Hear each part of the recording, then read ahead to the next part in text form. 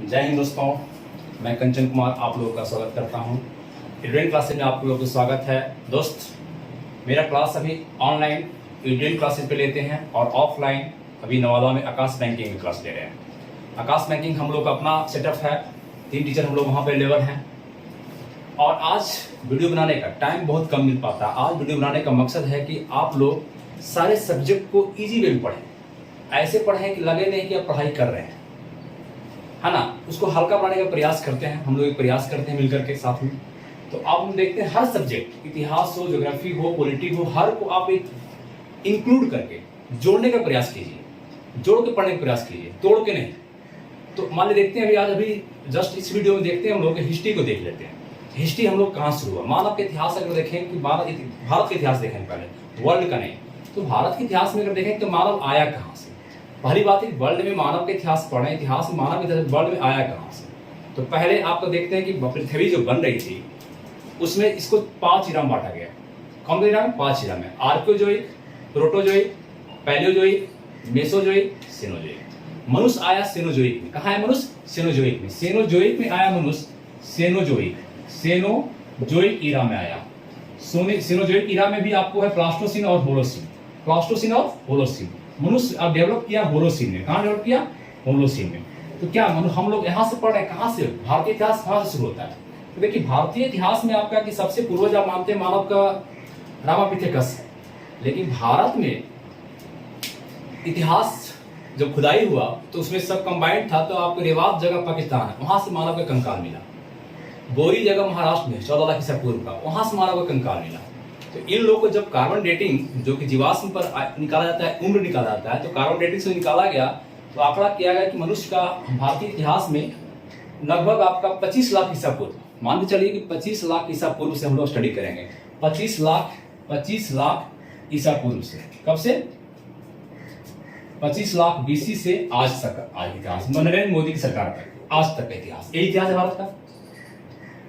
तो क्या 25 लाख ईसा पूर्व से इतना लंबा साम, इसमें आपका मनुष्य सिर्फ फसान डिपेंड था, पत्थर था, सिर्फ स्टोन एज था, कुछ नहीं था, मोबाइल नहीं था ये। तो उसमें मनुष्य 25 लाख ईसा पूर्व से चला, जो आज तक मनुष्य यहाँ तक आया, इसको हम लोग देखने का प्रयास करते हैं, इतिहास को समझने का प्रयास करते हैं, मैप पर समझने का प्रयास करते हैं कि 25 लाख से हम लोग अगर जाते हैं तो डायरेक्ट आ जाएंगे हम लोग 3000 बीसी तक, मैंने हड़प्पा तक, हड़प्पा से पूर्व तक।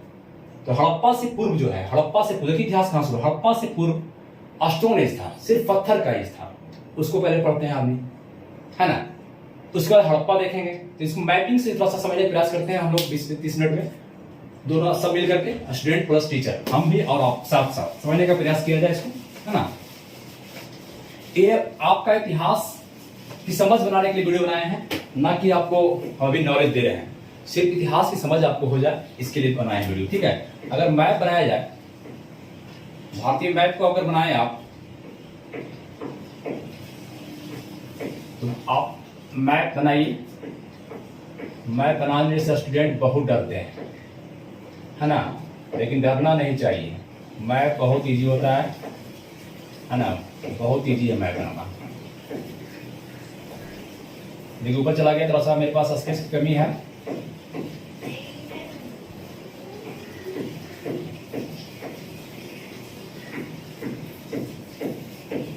देखिए बना रहे हैं हम भी, आप भी प्रयास कीजिए बनाने का, आप भी बिल्कुल प्रयास कीजिए, मैप को बनाने का प्रयास कीजिए।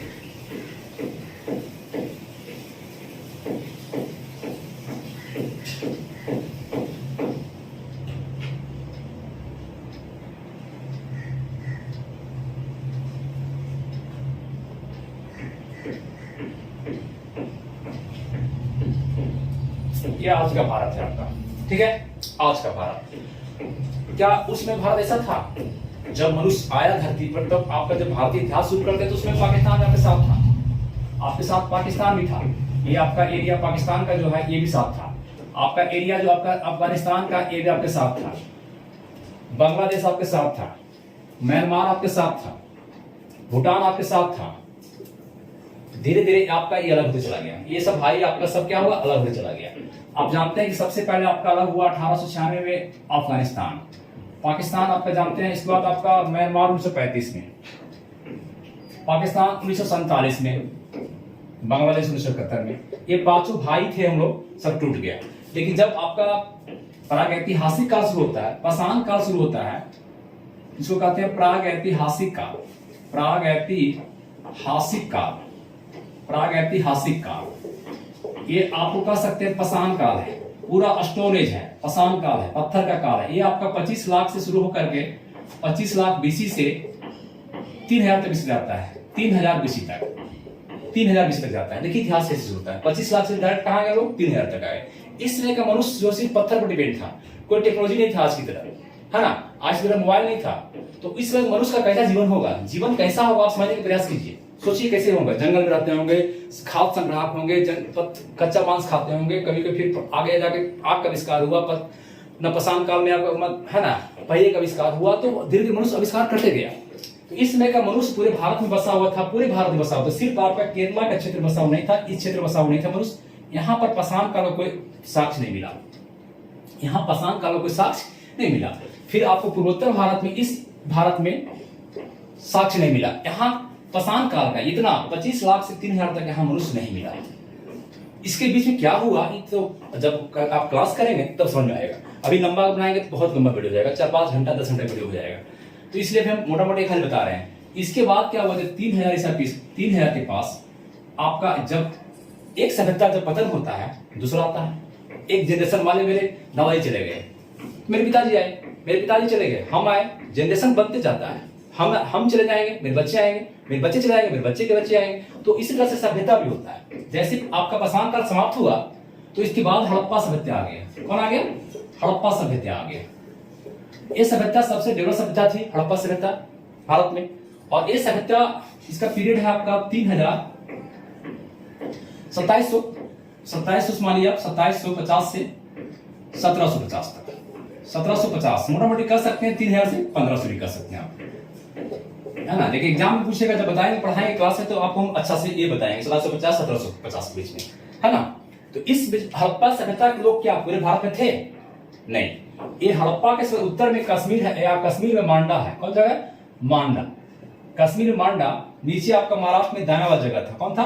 दायमाबाद, दायमाबाद। पूरब में आपका उत्तर प्रदेश में आलमगीरपुर पड़ता है, हिंडन नदी के पास है आलमगीरपुर, आलमगीरपुर। और पश्चिम में आपका ये क्षेत्र जो है, यहाँ पर सुक्टा जिंदौर था। क्या था? सुक्टा जिंदौर, सुक्टा जिंदौर। तो इस समय के हड़प्पा काल के लोग यहां से लेकर के यहां तक बसे हुए थे, यहां से लेकर के यहां तक बसे हुए थे इस एरिया में। इसको कहा जाता है कि त्रिभुजाकार भी है। अगर देखें तो ये आपको लगेगा त्रिभुजाकार, अगर ढक दें इसको तो लगेगा आपको त्रिभुजाकार है। तो हड़प्पा सभ्यता के साथ त्रिभुजाकार है। इसका क्षेत्रफल 12,99,000 है। देखिए अब इधर मनुष्य नहीं है, हड़प्पा काल में खुदाई मनुष्य इधर नहीं है। तो हड़प्पा काल में बहुत सारी चीज देखेंगे, हड़प्पा डेवलप कैसे किया, सभ्यता क्या था, समाज कैसा था, धर्म कैसा था, अर्थव्यवस्था कैसा था, कैसा नगर था, कैसा टाउन था, कैसा प्लानिंग था, ये सब कुछ देखा जाएगा उसमें। यही पढ़ना है हमको। कैसा वाटर मैनेजमेंट था, क्या खुदाई से कुआं मिला, कहाँ नहर मिला, कहाँ खिड़की मिला, कैसा सड़क था, कहाँ से डांसिंग करना मोहनजोदड़ो मिला, ये सब पढ़ते रहेंगे हड़प्पा में जब जाएंगे हम लोग। तो जब हड़प्पा, फिर इसके बाद विनाश होगा। हड़प्पा जब विनाश हुआ, बताया अभी एक तो एक विनाश होना ही है। तो हड़प्पा आपको बाढ़ भी कहा जाता है, बाढ़ के कारण कहीं कहता है वैदिक आर्य लोग आए उसके कारण हुआ। खैर कोई बात नहीं। हड़प्पा का जब विनाश होता है तो फिर आता है आर्य सभ्यता। कौन सभ्यता होता है? आर्य सभ्यता। देखिए इतिहास आपका कहां से कहां पर होता है। आर्य सभ्यता का काल आप जानते हैं कि जब 1500 छोड़ेंगे हम लोग, इसके पहले और संस्कृति थी, कैलकुलेट थी, इसको कहा जाता है कैलकुलेट थी, चालकुलेट थी। जब पढ़ाई क्लास लंबा तब, अभी नहीं। अभी 1500 से आपका ये चलता है 600 बीसी तक। कहां तक चलता है? 600 बीसी तक, 600 बीसी तक। वैदिक सभ्यता आपको 1500 बीसी से 600 बीसी तक। यहाँ से हम लोग 25 लाख से चले हैं, 600 तक आ गए हैं, ध्यान दीजिएगा इस बात। इसमें क्या मनुष्य सब जगह बसा हुआ था? नहीं। अब देखिए हड़प्पा, आप देख लीजिए, मैपिंग देखने चलेगा, मैप बनाइएगा आप लोग। हड़प्पा समाप्त हुआ, हड़प्पा को मिटा देते हैं। अब इसके जगह पर आएगा वैदिक, इसके जगह पर कौन आएगा? वैदिक सभ्यता आएगा। कौन आएगा? वैदिक सभ्यता। ठीक है, वैदिक। वैदिक लोग, आर्य लोग बाहरी थे। कहा जाता है आर्य लोग जो मध्य एशिया से आए थे। मैक्स मुलर का कहना है, मैक्स मुलर साहब जो जर्मन के इतिहासकार थे, उनका कहना था कि आर्य मध्य एशिया से आए। ठीक है, तो मध्य एशिया से आए थे, वहां चरवाह करते थे, हम भाग के भारत में आए। तो ये कहां से लेंगे? अफगानिस्तान, पंजाब से। पूछता है क्वेश्चन कि वहां से मध्य एशिया से आए तो कहां घुसे, कहां बसे? तो पंजाब में बसे। पहले कहां बसे? ये पंजाब है, पश्चिमी पंजाब पाकिस्तान चला गया, पूर्वी हमारे भारत में है। तो पंजाब के एरिया में अफगानिस्तान में बसा। आज लोग कहाँ से आए? मध्य एशिया से आए। मैक्सिमम का कहना था है बाल गंगाधर लगा था आर्टिक प्रदेश से आए। आज बसे कहाँ? आज अगर बसना शुरू किए इस एरिया में बसेंगे ज्यादा, देखिए इस एरिया में, तो उनका क्षेत्रफल आपको राजस्थान के पास जाते हैं, मैक्सिमम इस एरिया के पास जाते हैं, और यहाँ बंगाल के पश्चिम बंगाल सदानीरा नदी है, यहाँ तक आज जाता है, इस एरिया में आज जाता है। उसके आज कहीं नहीं जाता है, पूरे भारत खाली है। आज सभ्यता यही डेवलप हुई, बस इतना ही भारत में आज सभ्यता। बात समझे? आज सभ्यता में संस्कृत था, उन लोग संस्कृत जानते थे, उन लोग डेवलप थे। ये सब कहानी हुआ आज में कैसे कैसे भारत में आजीकरण किया गया। भारत में लोग जनजाति थे उसके नजर में, दस्यु थे, चोर थे उसके नजर में, हम लोग उसके नजर में चोर थे क्योंकि संस्कृत जानते थे। हम लोग जनजाति आदिवासी थे भारत में। धीरे धीरे जब मिलन होता है किसी का, दो मिलन का, है ना, तो धीरे धीरे क्या होता है, जैसे मान देखते हैं कोई अगर कोई माने प्यार ही करता है, कोई लड़की भी विदेशी है और लड़का इंडियन है, तो उसका लैंग्वेज को जर्मन, कोई लड़की माने जर्मन है चाहे फ्रेंच का, फ्रेंच भाषा बोलती है, हम इंडियन हिंदी बोलेंगे, दोनों का मिलन जब होता है तो सीख जाता है कि नहीं। तो उसी प्रकार से आज की भाषा को हम लोग सीख रहे हैं, धीरे धीरे हम लोग भी डेवलप किए, और आज सभ्यता का भी पतन होता है, वो होना ही है। तो 600 ईस्वी में आज सभ्यता चला जाता है, और आज के बाद आपका आता है महाजनपद काल। महाजनपद काल आता है, महाजनपद काल। 16 महाजनपद था, जिसका भगवती सूत्र और अमृता निकाय में वर्णन है, 16 महाजनपद का वर्णन है। 16 महाजनपद में सबसे आपका जो मगध है, महाजनपद सब जगह बसा हुआ था। इधर आपका महाराष्ट्र में भी अस्मक सबसे लास्ट में था, अस्मक महाजनपद, अस्मक लास्ट में, मैंने इस एरिया में महाजनपद नहीं था, बाकी आपका सब इस एरिया में महाजनपद नहीं थे, बाकी इस भारत में सब आपका था, हर जगह आज लोग बसे थे। 16 महाजनपद इधर नहीं आया था, इस एरिया में नहीं आया था, बाकी पूरे भारत में 16 महाजन बसा था। 16 महाजनपदों में सबसे ज्यादा जो मगध का एरिया था, हमारा बिहार का एरिया था, गया का एरिया था, मगध 16 महाजनपदों में सबसे आगे निकला मगध। मगध निकलने का कारण था इसका प्राकृतिक बनावट, इसकी भौगोलिक स्थिति, इसका राजा मजबूत था, इसका बिंबिसार, सबसे पहले हर एक वंश का बिंबिसार मजबूत था। बिंबिसार के बाद में आपका फिर कौन आया? अजातशत्रु आया, ये सब उज्जैन आया, तो इस तरह से चलते रहा। तो इसके कारण जो है सो मगध सबसे आगे निकल गया, और धीरे धीरे मगध 16 महाजनपदों को सबको खा गया। जैसे आपका यहाँ था काशी, अंग, है ना, सबको धीरे धीरे क्या किया? कोसल, वत्स, सबको धीरे धीरे हड़प गया, और मगध बढ़ते चला गया आगे। और मगध के पर ही जब मगध का खत्म, मगध बढ़ते बढ़ते आपको मगध पर लास्ट में पहला शासक, पहला वंश आया मगध पर, हर्यक वंश बनाया, हर्यक वंश, है ना। हर्यक के बाद फिर आपका शिशुनाग, इसे आते रहा, फिर मौर्ज, नंद वंश आया, फिर मौर्ज वंश आया। कौन आया? इसमें मिटाते हैं हम, अब देखिएगा, स्क्रीनशॉट पे लीजिएगा, प्रयास की समय लेकर हम लोग मौर्ज तक आ गए। कहां आ गए? मौर्ज वंश। 25 लाख से चल रहे हम लोग। अब मौर्ज वंश भारत में सबसे ज्यादा शक्तिशाली था, मौर्ज वंश, प्राचीन भारत का सबसे बड़ा मौर्ज वंश। ये आपका 322 बीसी से ईसा पूर्व से 184 बीसी तक जाता है, 184 बीसी तक जाता है। मौर्ज वंश भारत में कहां था? मौर्ज वंश पूरे भारत में आपका फैला हुआ था, पूरे भारत में मौर्ज वंश का क्षेत्र पूरे भारत में, यहां से लेकर कश्मीर से लेकर के नीचे ब्रह्मगिरी, यहाँ ब्रह्मगिरी कर्नाटक, यहाँ नहीं आया था मौर्ज। मौर्ज का एरिया ये नहीं था, ये एरिया मौर्ज का नहीं था। बाकी ब्रह्मगिरी कर्नाटक है, यहाँ पर आया, यहाँ तक क्षेत्र था उसका। यहाँ उड़ीसा अशोक जीता था, उड़ीसा को जीत लिया था। तो अशोक इस क्षेत्र को लेकर के पूरे आपको चले जहां तक एरिया था इसका, कंधार, काबुल सब एरिया था इसका, ये पूरे मौर्ज वंश था, पूरे मौर्ज वंश। इसी में आपका चंद्रगुप्त मौर्य, बिंदुसार, महान सम्राट अशोक सब आया, मौर्ज वंश में हम लोग पढ़ेंगे, है ना। मौर्ज वंश आपका कहां समाप्त होता है? 184 बीसी। फिर यहां से पकड़ेंगे, फिर आगे कौन? इसके पतन के बाद जब मौर्ज छिद्राया, तो मौर्ज के पतन के बाद भारत टूट गया, और यहाँ पर कुछ देशी भी आ गए, कुछ देशी और कुछ विदेशी, कुछ देशी और कुछ विदेशी सत्ता आ गई, कुछ देशी और कुछ विदेशी। ये सब क्या है? अब अगर मौर्ज को मिटा दे, मौर्ज देखिए कश्मीर से लेकर कर्नाटक, इधर उड़ीसा से लेकर इधर अफगानिस्तान तक एरिया तक, ठीक है, पाकिस्तान तक। अगर मौर्ज को समाप्त कर दे मैप से, एवं मौर्ज भी आपका खत्म हो गया, अब इस नक्शा पर कौन आएगा? अब इस नक्शा पर कौन बैठेगा? बात आती है ना। तो इस नक्शे पे अब जो है,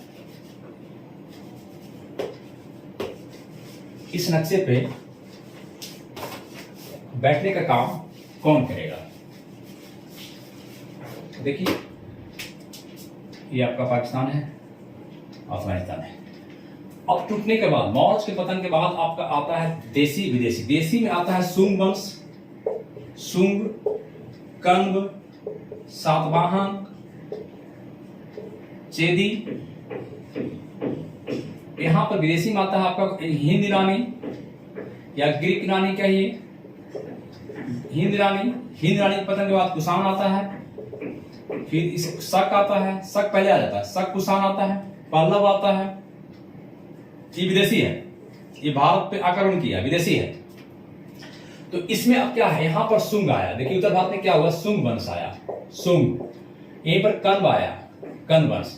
अब ये आपका उत्तर भारत है, ये कौन भारत है, यह सतपुड़ा का जंगल है, ये उत्तर भारत है। ये आपका दक्कन भारत है। अब देखिए यहाँ पर ये दक्कन भारत है, दक्कन भारत। और ये सुदूर दक्षिण का भारत है, सुदूर दक्षिण का भारत है, सुदूर दक्षिण का भारत है। यहां पर जब मौर्य भी था तब मौर्य वंश यहाँ नहीं था। यहां पर आपके इस एरिया में चोल था, चोल, पांड्य और चेर। चोल पांड चेर था, चोल पांड चेर था। यहां श्रीलंका था, इसको ताम्रपानी कहते हैं, ताम्रपानी। ठीक है, तो ये एरिया में था। दक्कन भारत में जब मौर्य पतन हुआ, यहाँ शुंग कण्व आया, यहां पर आ गया सातवाहन। कौन आया, देखिए ध्यान से, सातवाहन, सातवाहन वंश आया, जो कि ब्राह्मण वंश था, सातवाहन। इस एरिया में मेनली, इस एरिया में हिंद ईरानी आया, हिंद ईरानी आया। इसके पतन के बाद कुषाण आया, कुषाण आया। और इसी समय जब हिंद ईरानी था तो शक भी आया था बाहर से। शक आपको 5 क्षेत्र बच गया था। इस क्षेत्र में शक था, मालवा में शक था, मथुरा में शक था, यहां भी शक था। तो शक भारत में 5 जगह बस गया था। शक जो है बाहरी थे, 5 जगह बस गया थे। तो ये आपका विदेशी हुआ, हिंद ईरानी, कुषाण और शक। और भारत में शुंग कण्व उत्तर भारत में शासन कर रहा था, और ये सातवाहन यहाँ कर रहा था, और यहाँ पर आपका क्या कर रहा था, चोल चेर पांड कर रहा था। ठीक है, इसके पतन के बाद क्या हुआ, जब ये वंश खत्म हो गया, इसके बाद कौन आया, ये आपका चला कहां से, दूसरी शताब्दी ईसा पूर्व से, दूसरी शताब्दी ईसा पूर्व से तीसरी शताब्दी तक, तीसरी शताब्दी तक, तीसरी शताब्दी तक चला, तीसरी शताब्दी तक चला। क्यों यहां तक चला ये लोग। अब देखिए मैप पर, सिर्फ मैप पर फोकस कीजिए। पढ़ाने का फिर पर्पस मेरा क्या, मैप पर फोकस कीजिए आज। अब यहां पर कौन आएगा, शुंग कण्व के पतन के बाद यहां पर आता है गुप्त। कौन वंश आता है, गुप्त वंश। मुख्य रूप से कौन आता है, गुप्त वंश आता है, गुप्त वंश। यहां सातवाहन के पतन के बाद, सातवाहन पद आया है, सातवाहन जो खत्म होता है, दक्कन भारत में आता है 3। एक महाराष्ट्र में आता है वाकाटक, वाकाटक, वाकाटक वंश। यहां पर आता है आंध्र प्रदेश में आपका आता है इक्ष्वाकु वंश, इक्ष्वाकु वंश, इक्ष्वाकु वंश। और यहाँ कर्नाटक मैसूर के लिए आता है गंग कदम वंश, गंग कदम वंश, गंग कदम वंश। इसका शासन आ जाता है। यहाँ पर चोल चेर पांडी रहता है, चोल पांड चेरी रहता है। तमिलनाडु का एरिया है, चोल चेर पांडी रहता है यहाँ पे इस समय भी। इसके बाद यहाँ पर गुप्त है। ठीक है, गुप्त शासन कर रहा है। इस समय आपका क्या हुआ, शक यहाँ पे शासन कर रहा है। हुन का भी आक्रमण होता है, अस्कंदगुप्त समय में हुन का भी आक्रमण होता है, बाहरी चाइना से आता है, हुन भी आक्रमण करता है, लेकिन अस्कंदगुप्त इसको हरा दिया, है ना। तो इस तरह से गुप्त वंश के, अब देखिए गुप्त काल जो है आपका 275 ईसा पूर्व एडी में स्थापना हुआ है गुप्त वंश का। श्रीगुप्त किया था स्थापना। इसका सबसे पहला शासक था वास्तविक संस्थापक चंद्रगुप्त प्रथम। इसी में आपका देखें शासक देखिएगा चंद्रगुप्त द्वितीय, जिसको विक्रमादित्य कहा जाता है। इसी में आपका भारत का नेपोलियन समुद्रगुप्त है। इसी में आपका कुमारगुप्त है, जो नालंदा विश्वविद्यालय बनाए। इसी में आपका स्कंदगुप्त है, जो हुनों को भगाया, हुनों को भारत से भगाया, अंतिम से भगाया, अंतिम नहीं भगाया मतलब। फिर इसी में आपका भानुगुप्त है, जिसके एरन अभिलेख से मिलता है आपको सती प्रथा का प्रमाण मिलता है भारत में पहले 510 एडी में, 510 एडी में मिलता है भानुगुप्त, गुप्त वंश का शासक भानुगुप्त का एरन अभिलेख, एरन अभिलेख जो मध्य प्रदेश में पड़ता है, एरन वहां से सती प्रथा का, महिला कैसे सती होती थी चिता पर पति का, उसका प्रथा मिलता है। इस प्रकार से हम लोग गुप्त अगर देखें तो 550 एडी तक, 550 एडी तक चला जाता है गुप्त वंश। ठीक है, तो इसका मतलब है कि गुप्त वंश 550 एडी से है। गुप्त के बाद कौन आएगा भारत में, गुप्त के बाद भारत में कौन वंश आएगा, तो गुप्तोत्तर आ जाएगा। तो फिर आप लोग देखें इसके बाद मैप पे देखें, हमेशा जो बना रहे हैं फोकस कीजिए इस पर, ठीक है। अब आइए गुप्तोत्तर का, गुप्त के बाद क्या था, इसको मैप से मिटा दीजिए, दक्कन भारत को रहने दीजिए, यहां मिटा दीजिए सब।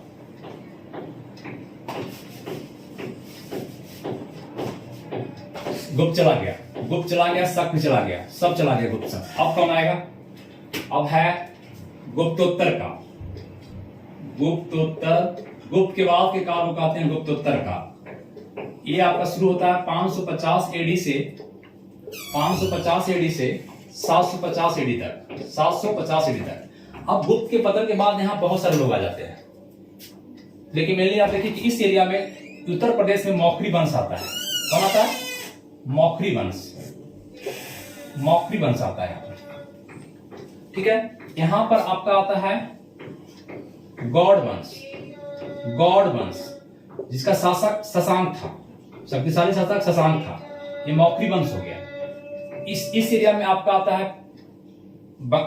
उड़ीसा के एरिया में सोम वंश, सोम वंश या कहिए भंज वंश। यहां पर दिल्ली में आता है वर्धन वंश, वर्धन वंश, वर्धन वंश आता है। यहां पर आता है वर्धन वंश आता है, हर्षवर्धन, वर्धन वंश। यहां पर जब आपका वर्धन वंश, यहां पर हून रहता है, हून भारत में आपको पहुंच गया था, हून वंश। कौन है, हून वंश पहुंच गया था, ठीक है। तो इस तरह से आपका जो है सो आपको चल रहा था, ठीक है। तो हून जो है इस एरिया में शासन कर रहा था, इस एरिया में।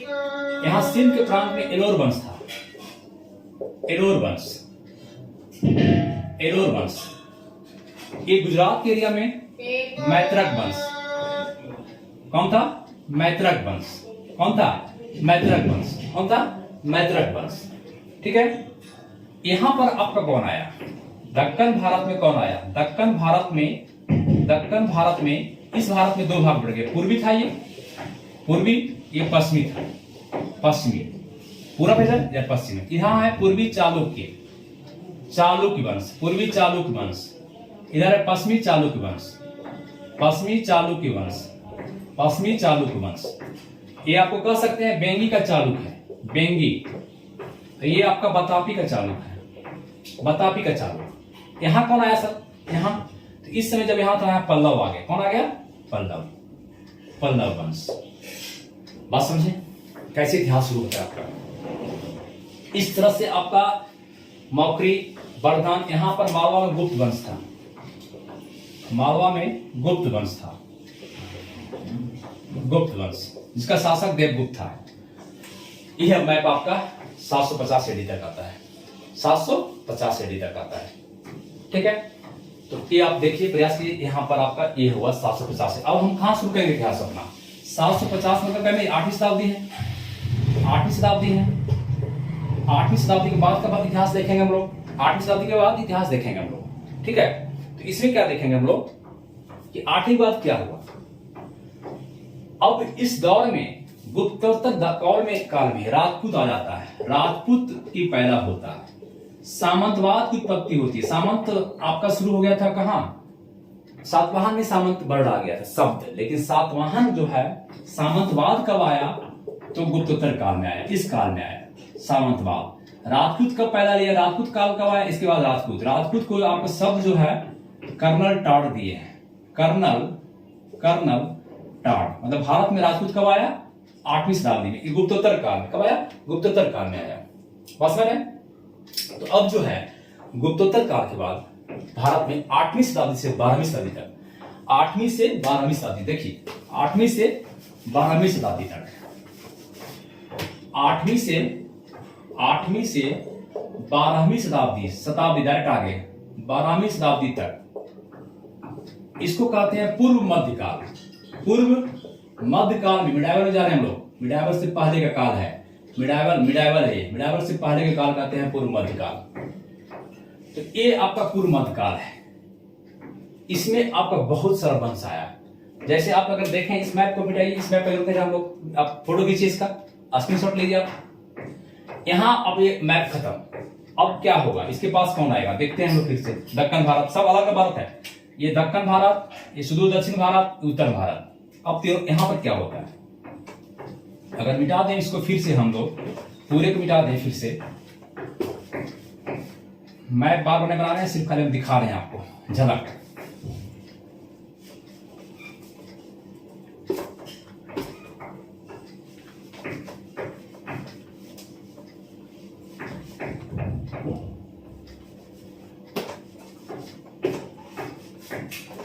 अब इस मैप पर कौन आएगा, अब किसका शासन होगा, कौन शासन करेगा मैप पे?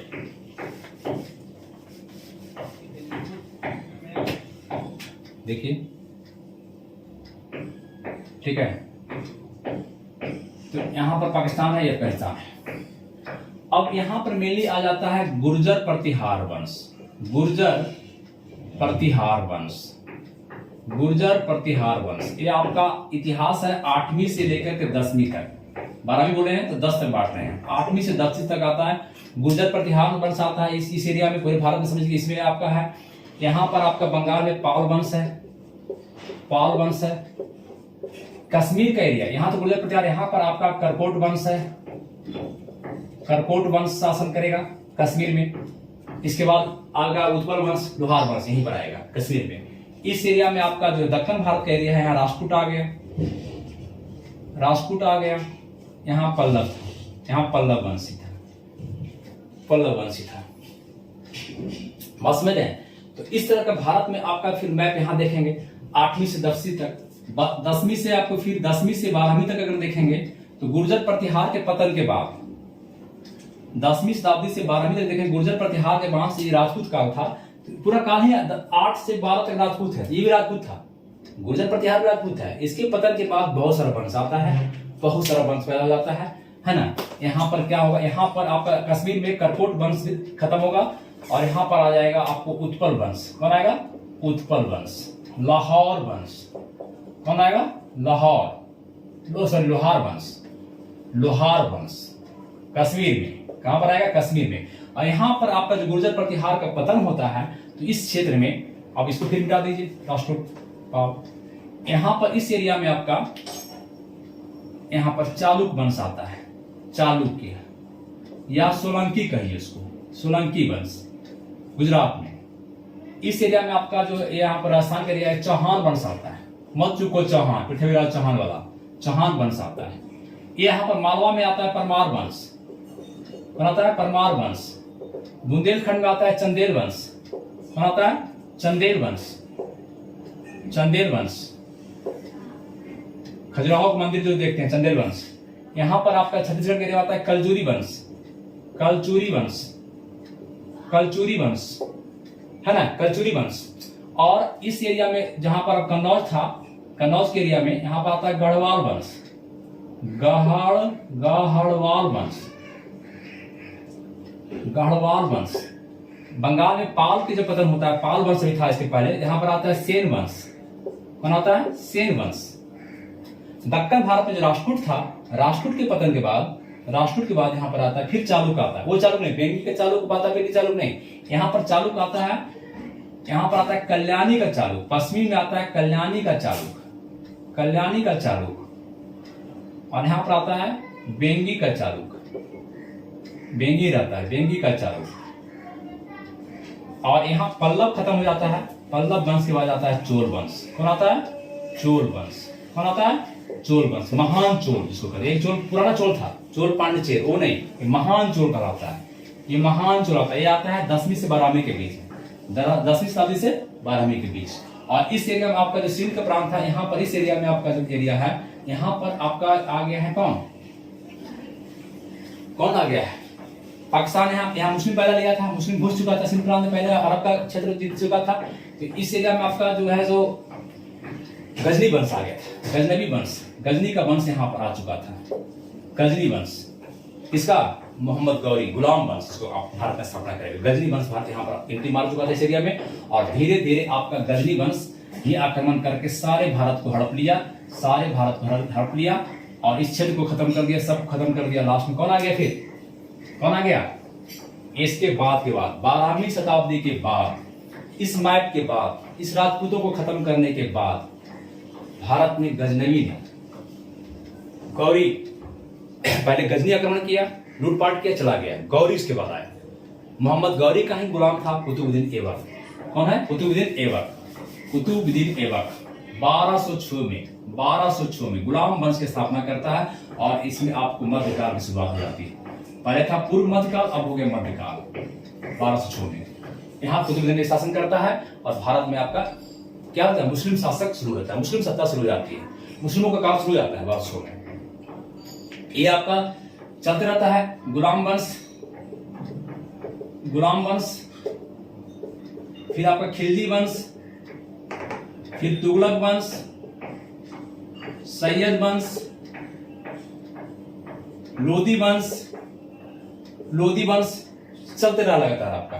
लोदी वंश के बाद काबुल से बाबर आता है। इब्राहिम लोदी को पानीपत का प्रथम युद्ध 1526 में जो होता है 21 अप्रैल 1526, ये भी मुस्लिम ही था, पहले भी शासन मुस्लिम था। मुस्लिम की सत्ता आपको 1206 तक हो गया और जब तक अंग्रेज नहीं आया तब तक मुस्लिम सत्ता ही भारत में शासन की। लेकिन ये आपका एक वंश खत्म हो गया। लोदी वंश का शासक इब्राहिम लोदी को बाबर ने, जो फरगना का था, अफगानिस्तान फरगना का था, काबुल का था, उन्होंने हराया। किसको? इब्राहिम लोदी को। और भारत में मुगल सत्ता की स्थापना कर दी, मुगल वंश की स्थापना कर दी। तो आपको मध्यकाल में ये सब सारे वंश के बाद, गजनी वंश के बाद गुलाम वंश, खिलजी, तुगलक, सैयद के बाद कौन आया? मुगल सत्ता। कौन आया? तो हम लोग फिर कौन पढ़ेंगे? मुगल सत्ता पढ़ेंगे। कौन पढ़ेंगे हम लोग? फिर मुगल सत्ता देख लेंगे, मुगल काल देख लेंगे। मुगल काल जो कि 1526 से लेकर बाबर से लेकर के शुरू होता है, 1837 तक 57 तक जाता है, 57 तक कर सकते हैं। बहादुर शाह जफर तक जाता है। अंतिम नाम मात्र शासक था इसका दिल्ली से पालनपुर तक, इसका सत्ता जादू था नहीं। दिल्ली से पालनपुर तक जो दिल्ली में क्षेत्र था मात्र सिमट गया था, अंग्रेजों को गुलाम हो गया था। अंग्रेज आपका घुस चुका था, क्योंकि भारत में अंग्रेज 1600 में ईस्ट इंडिया कंपनी हो चुकी थी और अंग्रेज धीरे धीरे भारत में एंट्री मार दिया था। और यूरोपियन कंट्री में सबसे ज्यादा सब आए, फ्रेंच आए, डच आए, फ्रांसीसी आए, है ना, अंग्रेज आए, पुर्तगाली आया, सब आया, लेकिन सबको भगा कर दिया, अंग्रेज भगा दिया सबको। एक छत्र राज्य भारत प्राप्त किया, भारत को अपने देश बना लिया, भारत का शासन किया। कब? लगातार पहले से करते रहे। 1757 का प्लासी के युद्ध में ही आपका अंग्रेज बीज बो दिया था और 1764 का बक्सर के युद्ध में वो आपका पूरी तरह से हो गया कि पेड़ पौधा खिलेगा। और यहां से ही आपका सत्ता पर धीरे धीरे कब्जा करते चला गया। 1857 फाइनल बहादुर शाह जफर को हरा करके भारत पर पूरे अंग्रेज सत्ता कर लिया, जो कि 1947 तक भारत में अंग्रेज की गुलामी रहा। अंग्रेज के अधीन हम लोग रहे, हम लोग अंग्रेजों के चंगुल में रहे, उसके बेड़े में लटे रहे, उसके गुलाम थे हम लोग 1947 तक मेले। तो 1857 बहादुर जफर फाइनली भारत की सत्ता से हट गया, मुगल वंश का शासन खत्म हो गया। ये कहा था बहादुर जफर का शायरी था, ये था कमजोर हो गया शासक की, औरंगजेब की मृत्यु के बाद ही अंग्रेज हावी हो गया था। और इतना कमजोर शासक कहता था, ना किसी का आंखों का नूर हूं, ना किसी को आंखें का नूर हूं, ना किसी का दिल का करार हूं, मैं वो बदनसीब हूं जो किसी का काम न आए वो मैं बदनसीब हूं। इनका शायरी था, ये शायर करते थे भी। मिर्जा गालिब भी सिख शासनकाल शायरी करते थे। मिर्जा गालिब एक बहुत बड़ा शायर थे, बहादुर शाह जफर के शासनकाल में थे। तो बहादुर शाह जफर कहना था कि ना मैं किसी आंखों का नूर हूं, ना किसी के दिल का करार हूं, जो किसी का काम न